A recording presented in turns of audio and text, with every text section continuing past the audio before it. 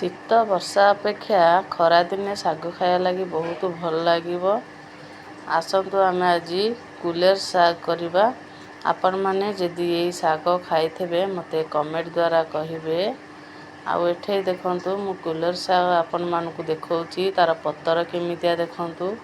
ମୁଁ ଏଠି ତାକୁ ପତରକୁ ଭଲ ଭାବରେ ଛଡ଼େଇ ଦେଇକି ଡେମ୍ଫଟାକୁ ଫୋପାଡ଼ି ଦେଉଛି ଦେଖନ୍ତୁ। ତାପରେ ଏଠି ମୁଁ ଶାଗ ଭଲ ଭାବରେ ବାଛିଦେଲି। ଏଠି ତାପରେ ମୁଁ ଗୋଟେ ପାଣି ଗୋଟେ କାଙ୍ଗଲାରେ ତାକୁ ଭଲ ଭାବରେ ଧୁଆଧୁଇ କରିଦେଉଛି ଶାଗକୁ।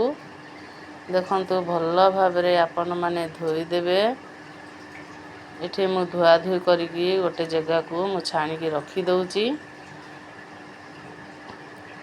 ଏଠି ଦେଖନ୍ତୁ ମୁଁ ଗୋଟେ ପ୍ଲେଟରେ ତାକୁ ଛାଣିକି ଏଟା ରଖିଦେଲି। ତାକୁ ଏଠି ସରୁ ସରୁ କରିକି ମୁଁ ପନିକିରେ ଏଟା କାଟି ଦେଉଛି।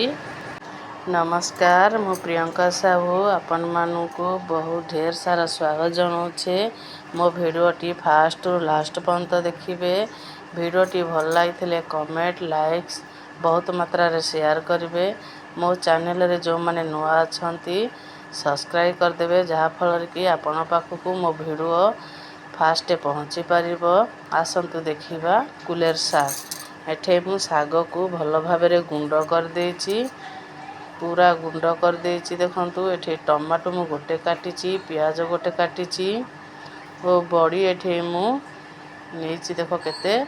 ତାକୁ ତାପରେ ଏଠି କଡ଼େଇଟେ ମୁଁ ଗରମ କଲା ଖୁଣୁ ତେଲ ପକେଇଲି। ତେଲ ଗରମ ହେଲା ଖୁଣୁ ମୁଁ ବଡ଼ି ଏଠି ମୁଁ ଆଗ ଭାଜି ଦେଉଛି।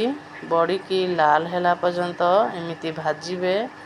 ଏଠି ଦେଖନ୍ତୁ ମୁଁ ଭଲ ଭାବରେ ବଡ଼ିକି ଭାଜି ଦେଉଛି। ଆସ୍ତେ ଆସ୍ତେ କରିକି ଲୋରେ ରଖିବେ, ନହେଲେ ବଡ଼ି ପୋଡ଼ିଯିବ। ତାପରେ ବଡ଼ି ଏଠି ଭାଜି ହେଇଗଲା ଖୁଣୁ ମୁଁ ଏଠି ଗୋଟେ ଜାଗାକୁ କାଢ଼ିଦେଲି। ତାପରେ ଏଠି ଦେଖ ମୁଁ ତେଲ ପକେଇଲି ପୁଣି ଥରେ।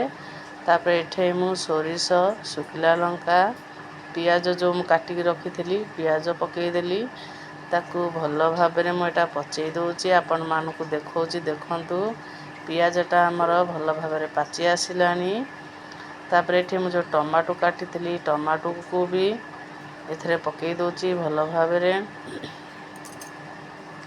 ତାକୁ ବି ଭଲ ଭାବରେ ଏପଟ ସେପଟ କରିଦେଉଛି। ତାପରେ ଏଠି ଯେଉଁ ମୁଁ ଶାଗ କାଟିକି ରଖିଥିଲି ଶାଗକୁ ବି ପକେଇ ଦେଉଛି। ତାକୁ ବି ଏପଟ ସେପଟ କରିକି ଭଲ ଭାବରେ ଭାଜିଦେବି।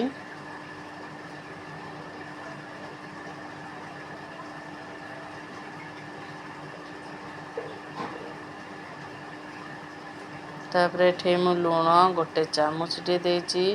ଯେତିକି ଶାଗକୁ ସେତିକି ଲୁଣ ଆପଣମାନେ ଦେବେ ଶାଗରେ, କାହିଁକିନା ସଦାବେଳେ କମ୍ ଲୁଣ ଦେବେ। ଶାଗରେ ଲୁଣ ଅଧିକ ଦେଲେ ଲୁଣିଆ ହେଇଗଲେ ଭଲ ଲାଗିବନି, ତେଣୁକରି କମ୍ ପକେଇବେ।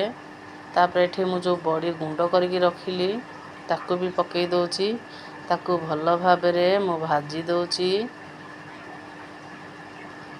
ଅଳ୍ପ କମ୍ ଲୋ ଦେଇକି ଆପଣମାନେ ଭାଜିବେ। ଏଟା ତାକୁ ଭଲ ଭାବରେ ମୁଁ ଭାଜି ଦେଇକି ପାଣି ଟିକେ ଛିଞ୍ଚି ଦେଇକି ତାକୁ ଭଲ ଭାବରେ ଭାଜୁଛେ। କାହିଁକିନା ଶାଗଟା ଶୁଖିଗଲେ ଭଲ ଲାଗିବନି, ତେଣୁକରି ମୁଁ ତାକୁ ଆଉ ଟିକେ ଏପଟ ସେପଟ କରିକି ଭାଜି ଦେଉଛି। ଏଠି ମୁଁ କଇଁଆ ଟିକେ ବତୁରେଇଥିଲି, କଇଁଆ ପାଣି ଟିକେ ଦେଇ ଦେଉଛି। ଆପଣମାନେ କଇଁଆ ପାଣି ଟିକେ ଦେବେ ଯଦି ଶାଗଟା ଆହୁରି ଭଲ ଲାଗିବ।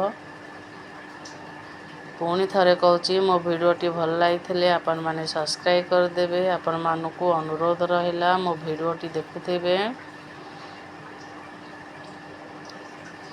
କାହାକୁ କଲର୍ ଶାଗ ଭଲ ଲାଗିଲା ଦେଖନ୍ତୁ ସାଙ୍ଗମାନେ, ମୋ ଭିଡ଼ିଓଟି ଯାହାକୁ ଭଲ ଲାଗିଥିବ ସବସ୍କ୍ରାଇବ୍ କରିଦେବେ। କେତେ ସୁନ୍ଦର ଦେଖ ହେଇଗଲା ଆମର କୁଲେର ଶାଗ। ରଖୁଛେ ସାଙ୍ଗମାନେ, ଜୟ ଜଗନ୍ନାଥ, ବାଏ ବାଏ।